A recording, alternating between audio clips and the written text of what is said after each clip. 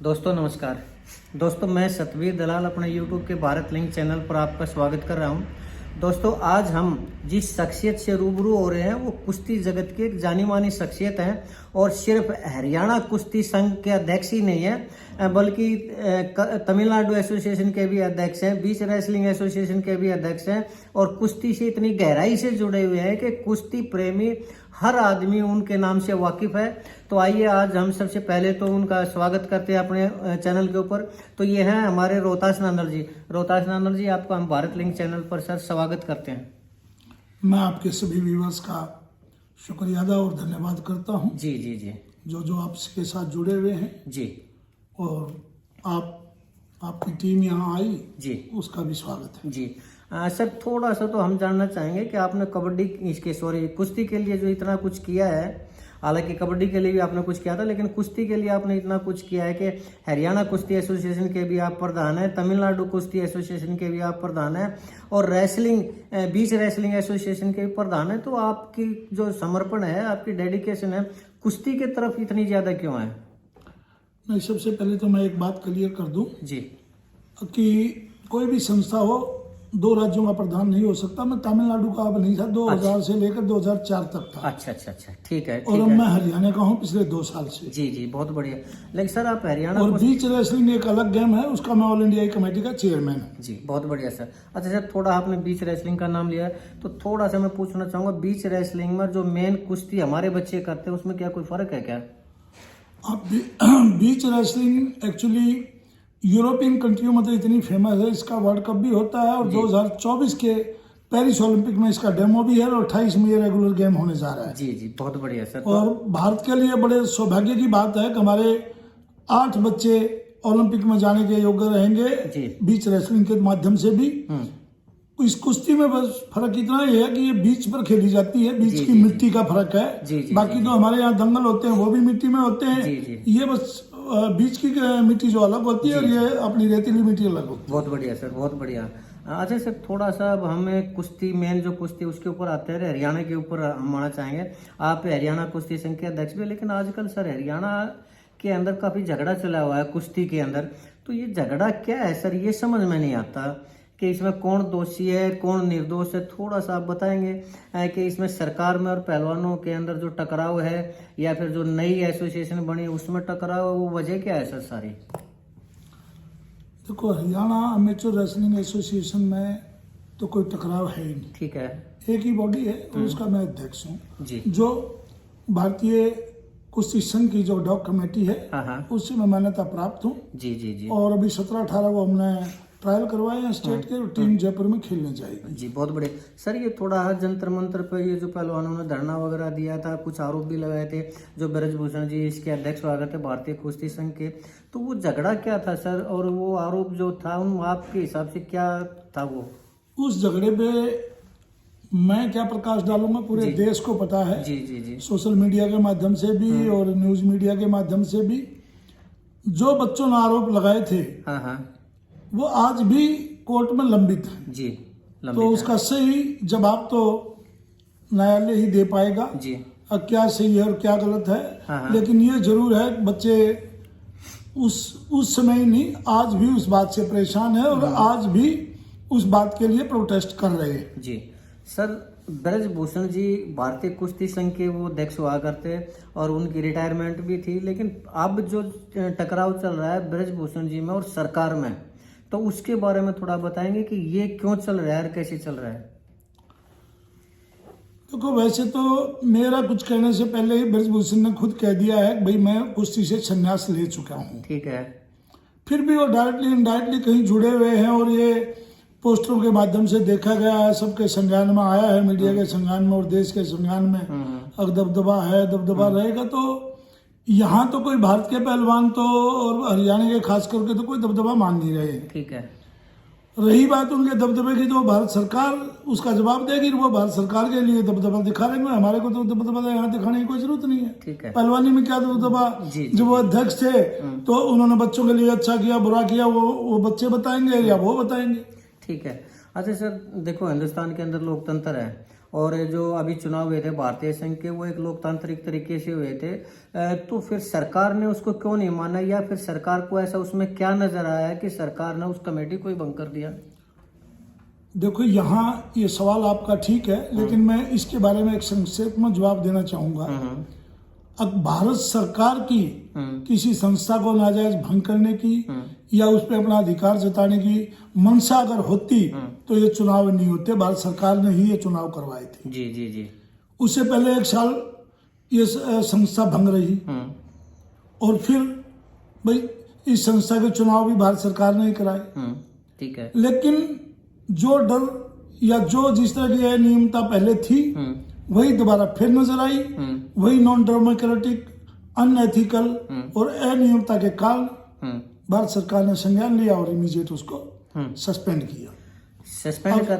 Suspend करने के बाद आप इस बात से समझ सकते हो, पूरा देश समझ सकता है कि जो पदाधिकारी या संस्था सस्पेंड हो चुकी है और उसके फिर बार बार आप पेपरों के माध्यम से, मीडिया के माध्यम से ये कहना मैं तो एक्टिविटी करवाऊंगा, मैं तो पूना में नेशनल कराऊंगा, मैं भारत सरकार के और खेल मंत्रालय के सस्पेंशन को नहीं मानता, तो इस बात से आप अंदाजा लगा सकते हो कि जब सरकार ने उसको सस्पेंड कर दिया था, first you get your suspension revoke, that is the first and primary duty of that Sanjay Singh. ठीक है। जब तक उसका सस्पेंशन रिवोक नहीं होता उसके ऊपर सभी गतिविधियां करने का प्रतिबंध है। जब वो प्रतिबंधित है तो कौन से अधिकार से कह रहा है मैं नेशनल कराऊंगा? और जो जा रहा है वो बच्चों को बरकराने की बात का मतलब ये है, कोई उसके सपोर्टर बन के नहीं जा रहे, वो बच्चों के करियर खराब कर रहे हैं, उनके भविष्य को दाव पे लगा रहा है। तो इस तरह की हरकतें उसको नहीं करनी चाहिए, और कर रहा है तो सरकार 100% उसका संज्ञान लेगी, लेना चाहिए। लेकिन सर वो ये कह रहे हैं कि भारतीय कुश्ती संघ है वो भारत सरकार के अधीन नहीं है, वो वर्ल्ड रेसलिंग फेडरेशन के अधीन है, तो भारत सरकार को उसके ऊपर कोई भी एक्शन लेने का अधिकार नहीं है, उन लोगों का ये कहना है। और उसमें ये जो सरकार ने भंग किया, तो संजय सिंह ये कह रहे हैं कि जब सरकार को अधिकार ही नहीं है तो हम तो वैध हैं। तो आप थोड़ा ये बताइए कि जो सरकार ने एड हॉक कमेटी बनाई है वो वैध है, या वो जो कह रहे हैं कि सरकार को एक्शन लेने का अधिकार ही नहीं है, क्या वो ठीक कह रहे हैं? तो इसके बारे में थोड़ा हमारे बताएं पहलवानों को। आपने बड़ा सवाल, स्टिक सवाल है आपका ये जी, और ये बल्कि हमारे सभी पहलवानों को और देश के जो कुश्ती से जुड़े हुए उनको पता होना चाहिए जी। मैं एक बात कहना चाहूंगा, खाली कुश्ती संघ ही नहीं, देश का कोई भी संघ, भले ही वो अपना रजिस्टर होकर ऑटोनमस बताए अपने आप को अपने संविधान के हिसाब से, मगर कोई भी संघ इंडियन ओलंपिक से, भारतीय ओलंपिक संघ से एफिलिएटेड होकर भारत सरकार द्वारा, खेल मंत्रालय द्वारा रिकॉग्नाइज किया जाता है। अच्छा अच्छा। तभी उसको किसी भी उसके पहलवान को या एथलीट्स को अवार्ड मिलता है, कैश अवार्ड मिलता है, या अर्जुना अवार्ड मिलते हैं, या बाहर भेजने का वीजा मिलता है, या भारत सरकार में नौकरी मिलती है। ये सब वहां से मान्यता प्राप्त होने के बाद ही उनके ये अधिकार है। तो वो ये कहना उसका भारत सरकार को कोई अधिकार नहीं है, यूनाइटेड वर्ल्ड रेसलिंग के मान्यता प्राप्त है, तो फिर वहीं जाके यूनाइटेड वर्ल्ड रेसलिंग तो स्विट्जरलैंड में वहां जाके अपनी संस्था खोल ले। भारत सरकार के पैसे लेने की क्या जरूरत है उसको? शाही तो उन बच्चों को कैंप देती है, उनको टीएडीए देती है, भारत सरकार उनको टिकट के पैसे देती है, और वो कहता है कि मैं तो यूनाइटेड वर्ल्ड रेसलिंग से जुड़ा हुआ, तो फिर वहां चाहिए भाई।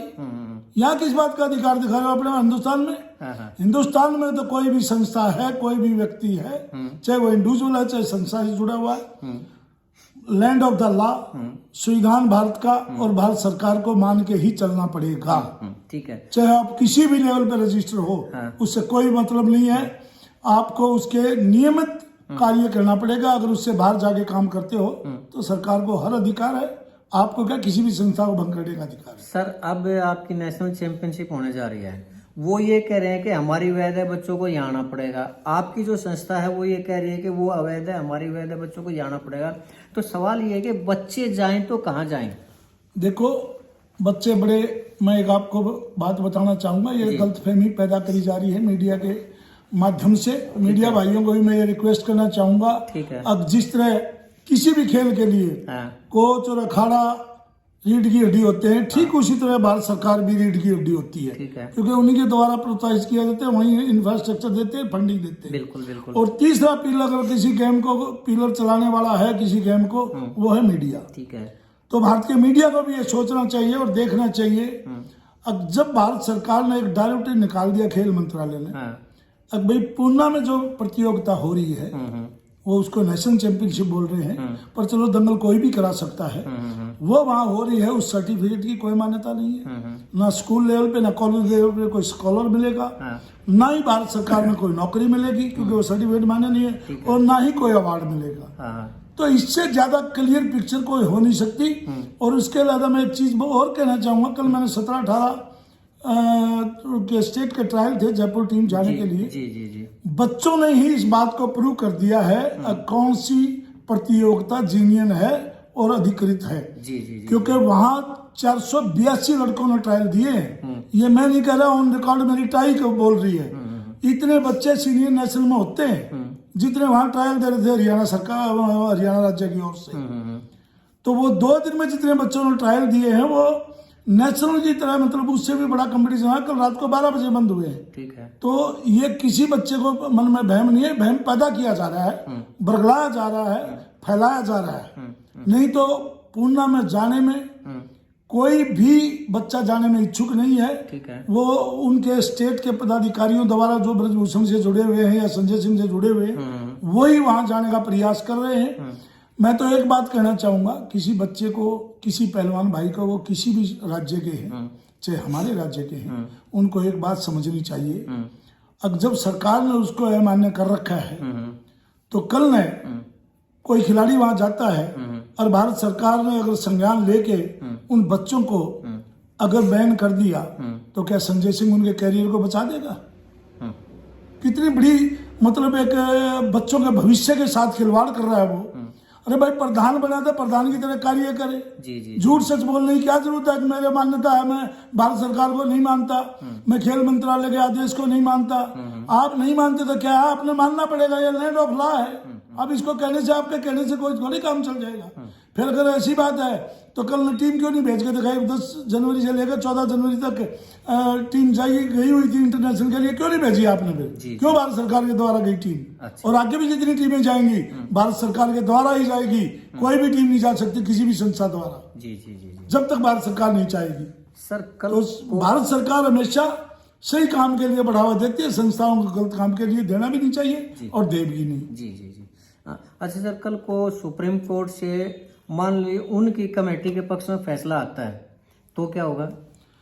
नहीं, देखो, न्यायालय की बात तो कौन प्रेडिक्ट करेगा कल क्या होगा क्या नहीं होगा। हमें कोई भविष्य के बारे में इतनी ज्यादा लंबी चौड़ी बातें करने की, हम खेल से जुड़े हैं, हमको ज्योतिषी नहीं है। वो कल क्या होगा वो न्यायालय के आने के बाद की बात है। अब उसके विषय में बात करने की हमें कोई, मैं उसको सही नहीं समझता। ठीक है सर। लेकिन सर देखिए, मान लीजिए आपकी संस्था, चाहे वो वैध हो या अवैध हो, उसकी जो संस्था है वैध हो या अवैध हो, चलिए हम इस चीज से आगे निकलते हैं। इस सारे मामले में सर नुकसान तो कुश्ती का हो रहा है ना, तो उसके बारे में आप क्या कहेंगे? ये जो नुकसान कुश्ती का हो रहा है जी, इसका सही में जिम्मेवार कौन है? ये आप लॉजिक के साथ उठा के देखोगे तो सही में जो भारतीय कुश्ती संघ था वही जिम्मेवार है, न कि भारत सरकार। भारत सरकार जिम्मेवार है तो और भी खेल तो चल ही रहे हैं, और भी संस्थाएं अपना समय समय पे नेशनल करा रही, टीमें बाहर जा रही हैं, चैंपियनशिपें हो रही हैं। यहाँ जब जो ओलंपियन मेडलिस्ट है, चाहे वो बजरंग पूनिया थे, चाहे साक्षी मलिक है, चाहे विनेश है, जिन्होंने देश की शान बढ़ाई है, हमारे राज्य की शान बढ़ाई है, वो खिलाड़ी अगर मैदान में धरती में जाके बैठे हैं, धरने के लिए बैठे हैं, और भारत सरकार ने उनकी बात सुनी और इमीडिएटली उस संस्था को सस्पेंड किया, तो उसके बावजूद अगर वो कसूरवार सरकार नहीं है, खिलाड़ी भी नहीं है, वो संस्था कसूरवार है। जितना कुश्ती का नुकसान हुआ है और आगे भी अगर होता है तो उसकी जिम्मेवार सिर्फ संस्था है। सरकार तो समय समय पर जो सुविधा देनी होती है खिलाड़ी को वो दे रहे हैं, और बच्चों ने देश के लिए अपना अच्छा संघर्ष करके, अच्छी प्रैक्टिस करके जो मान सम्मान अपने परिवार का, राज्य का, समाज का और देश का बढ़ाया है। हम ये दुआ करेंगे वो फिजिकली फिट रहे, अच्छी प्रैक्टिस करें और दोबारा से अपने देश का झंडा फहराए, उसमें कामयाब हो। सारे देश की दुआएं उनके साथ। सर एक सवाल और, कुश्ती के अंदर सर भ्रष्टाचार के आरोप बहुत ज्यादा लगते हैं कुश्ती संघों के बीच में, तो ये कहाँ भ्रष्टाचार है या नहीं है या अफवाह खाली, ये बताएं थोड़ा।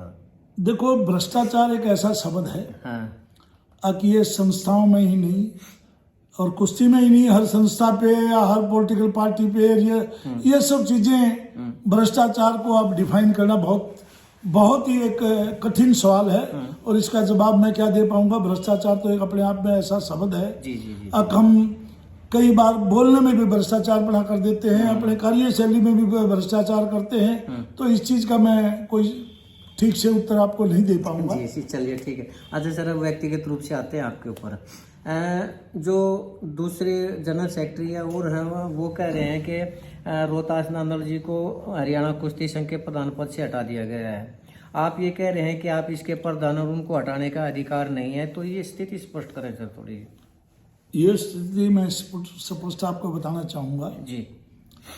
जो राकेश सिंह 13-14 को वहां मीटिंग दिखाई गई थी जी, वो सस्पेंडेड है। ठीक है।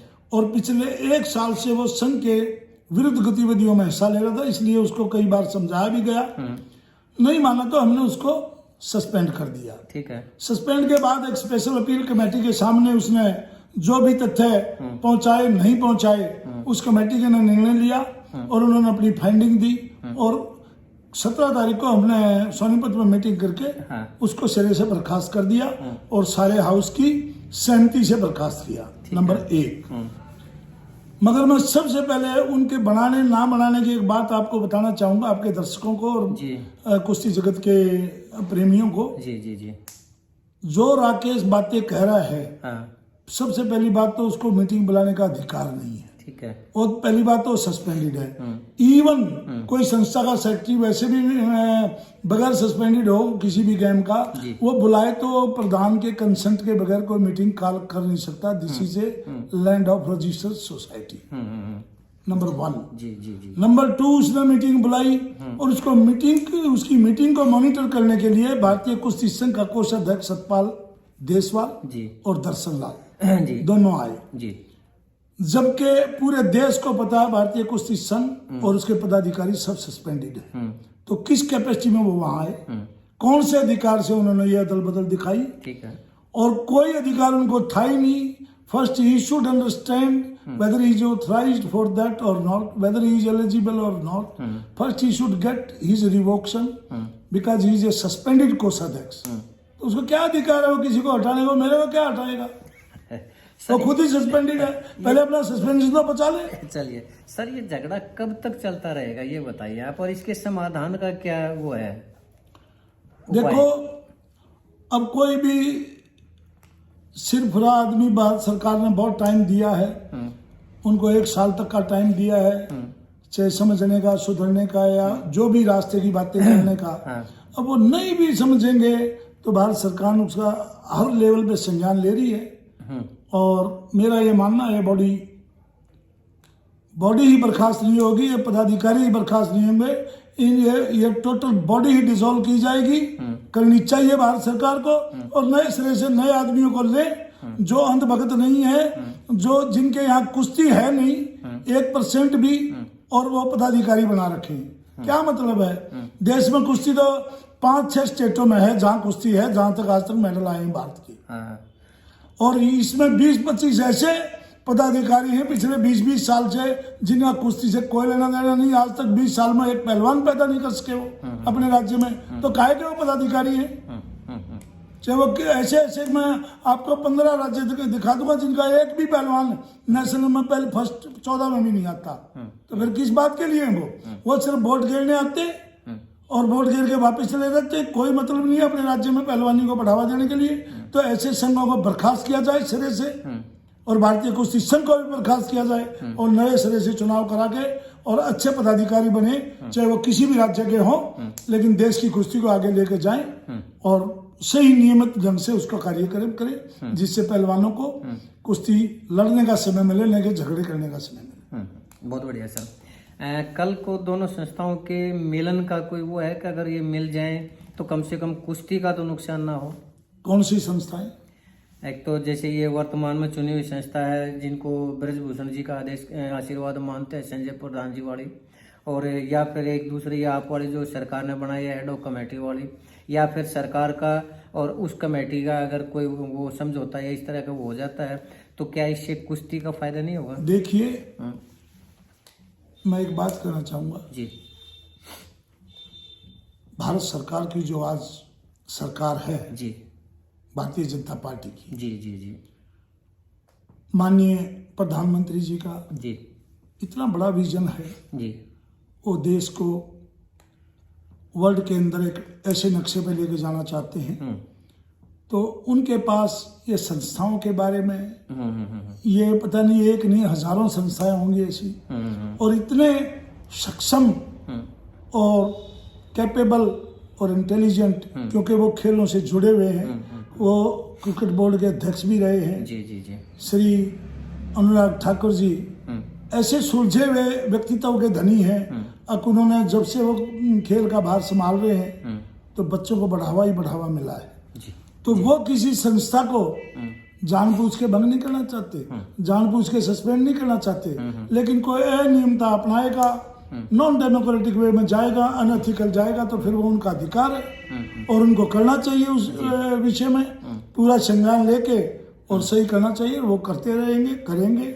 और मैं तो चाहता हूँ चाहे कोई भी संघ है और चाहे कोई भी कुश्ती का खिलाड़ी है, भारत सरकार के फैसले में जो उन्होंने लिया है उसको मतलब बहुत बड़ा स्वागत करना चाहिए। क्योंकि अगर वो खेल को रोकते हैं तब हम कह सकते हैं, उन्होंने इमीडिएट पहले भी पीछे भी कुश्ती करवाने की बात कही थी, तब भी इन्होंने ही रोक के ये कह के नहीं करानी, ये नहीं करना, वो नहीं करना, वो डॉग कमेटी अधिकृत नहीं है। क्यों नहीं अधिकृत है?